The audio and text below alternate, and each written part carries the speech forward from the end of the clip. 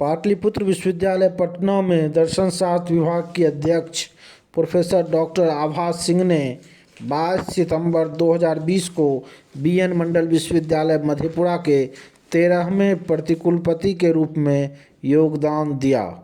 इस अवसर पर उन्होंने कहा कि वे विश्वविद्यालय अधिनियम में प्रतिकुलपति के लिए निर्धारित दायित्वों का सम्यक निर्वहन करेंगी।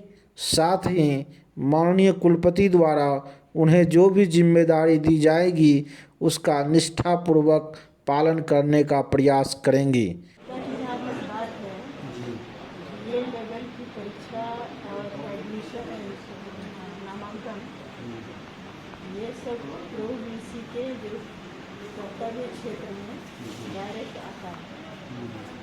तो मेरी सबसे बड़ी प्राथमिकता यही होगी कि अन्य विश्वविद्यालयों में जिस तरह से अब वो लोग शुरू कर रहे हैं परीक्षा, उसी तरह से हम लोग स्प्लिट करके बच्चों को उसमें भी अगर हम लोग बैठा सकें, दूर दूर बैठा करके और उस तरह से परीक्षा हम लोग शुरू कर सकें।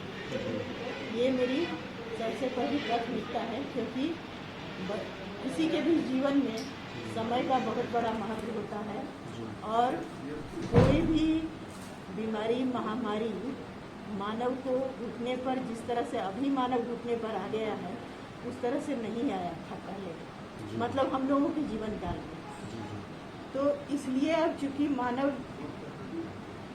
ऐसा चिंतनशील प्राणी है कि कहाँ से कहाँ पहुँच गया है,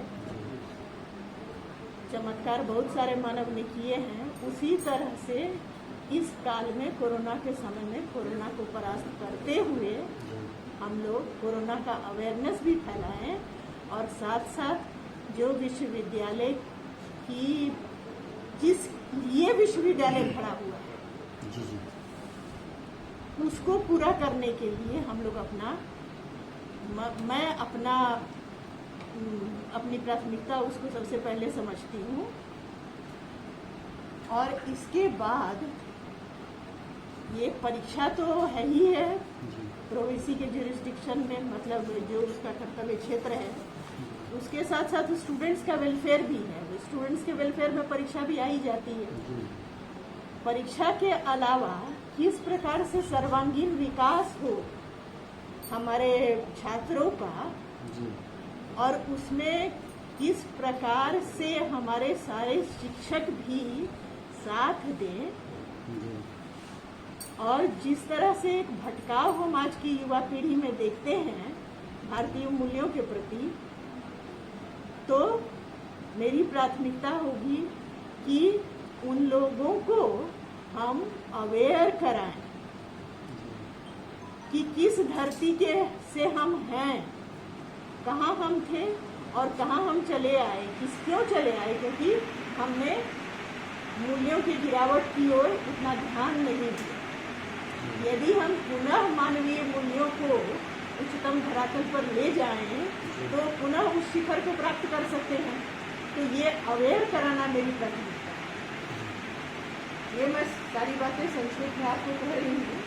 और इसके अलावा एक जो आवश्यक बात है कि जो भी प्रोविंसी का फंक्शनिंग होता है वह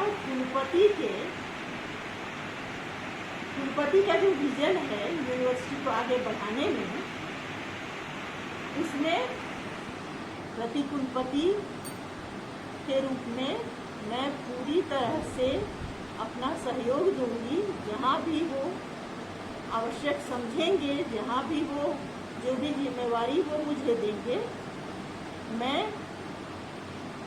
उस जिम्मेवारी को चाहूँगी कि अच्छे से अच्छे ढंग से पूरा कर सकूं, क्योंकि विश्वविद्यालय तो असली में चलता है कुलपति के दिशा निर्देश पर। तो मैं समझती हूँ कि संक्षेप में यही मेरी प्राथमिकता है। यहाँ अभी जो है वो वीज़ा की परेशानी है, देखिए, पेंडिंग रिजल्ट का बहुत सारा कारण होता है। कारण क्या होता है उसमें से जो मैं समझती हूँ, आप थोड़ा अपना मस्त सीधा कर लीजिए। कारण ये होता है कि छात्र जो भरते हैं ना अपना एडमिशन या इसके लिए एग्जामिनेशन के लिए जो फॉर्म भरते हैं ना, तो वो होना चाहिए कि डिपार्टमेंट से टीचर के द्वारा वो सीन होना चाहिए।